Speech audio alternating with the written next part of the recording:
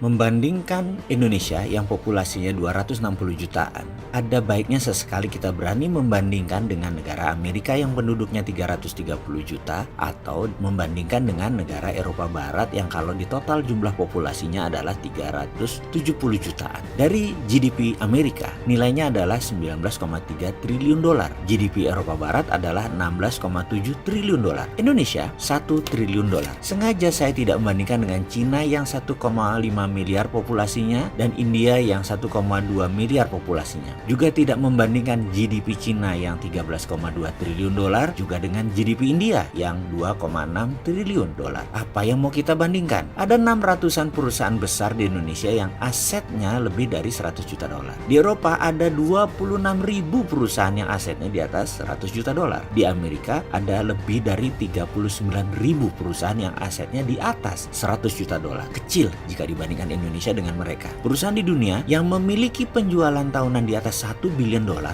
mencapai 3.500 perusahaan dan 60%-nya berada di Amerika. Di Amerika ada 2.300 perusahaan yang nilai penjualannya di atas 1 billion dolar. Dan ada lagi hebatnya, ada 3 perusahaan yang valuasinya tembus di atas 1.000 billion dolar, yaitu Apple, Amazon, dan Google. Kita bicara Indonesia sekarang. Kalau membagi jenis usaha menjadi 2, ada perusahaan besar, ada perusahaan UMKM. Saya tidak tahu persis kategori besar kecil usaha di Indonesia, tapi bagaimana kalau kita sederhanakan? Versi kita sendiri kita buat standarnya. Yang dikatakan besar adalah yang punya aset atau penjualan tahunan di atas 1 triliun. Setuju ya? Dan dengan nilai itu ada 600-an perusahaan di Indonesia masuk kategori besar. Atau kalau kegedean kita kecilin. Bagaimana kalau perusahaan yang asetnya 100 miliar atau penjualan tahunannya 100 miliar itu dikatakan perusahaan besar? Bagaimana kalau itu yang kita pakai? Kalau kategori versi 100 miliar ada 6.500 perusahaan di Indonesia yang masuk kategori besar. Jadi ada baiknya kita pakai itu daripada cuma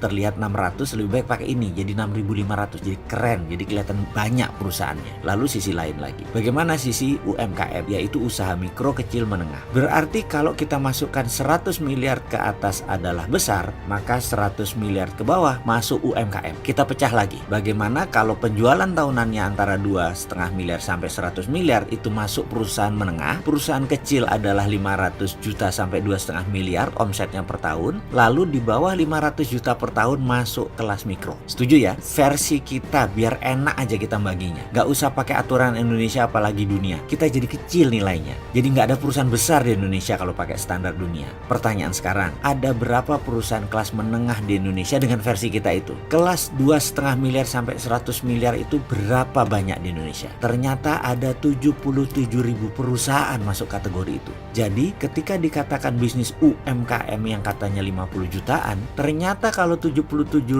kelasnya menengah, maka yang kecil dan mikro lebih dari 40 juta. Banyak sekali. Maka timbul pertanyaan sekarang, kita NKRI kalau mau maju maka fokus kita ada di mana? Membawa 600 perusahaan tadi menjadi billion dolar asetnya, atau membawa yang 6.500-an perusahaan tadi yang nilainya 100 miliaran menjadi tembus 1 triliun, atau membawa kelas menengah yang 77.000 menjadi kelas besar 100 miliaran. Semua itu yang dibutuhkan oleh negara kita adalah platformnya. Rencanamu opo pejabat? Itu loh pertanyaan berikutnya. Jadi sekali lagi, kalau dibandingkan APBN Indonesia yang sekitar 2.000 triliun atau sekitar 150 billion dolar, di Eropa ada 100 perusahaan yang nilainya sama dengan APBN Indonesia. Di Amerika lebih 500 yang nilainya di atas APBN Indonesia. Misalnya Google, market cap-nya itu 8 kali APBN Indonesia. Pimpinannya CEO doang, gak harus belusukan masuk got untuk jadi CEO di perusahaan tersebut. Gak harus rebutan masjid, gak harus masuk ke kampus-kampus untuk jadi CEO Amazon. Kesimpulan sekali lagi, untuk mencapai usaha di Indonesia yang menjadi beberapa kali lipat dari APBN, maka negara harus hadir. Jangan sampai seperti dikatakan sobat saya pemeroleh Nobel Laureate yang mengatakan bisnis itu banyak resiko, bisnis itu banyak risknya. Ada marketing risk, ada construction risk, ada financial risk, human resources risk, ada country risk, dan yang terpenting saat ini adalah kurangi government risk. Kebanyakan aturan pemerintahnya. Yuk kurangi aturan government risk agar rakyat gampang berbisnis dan sukses.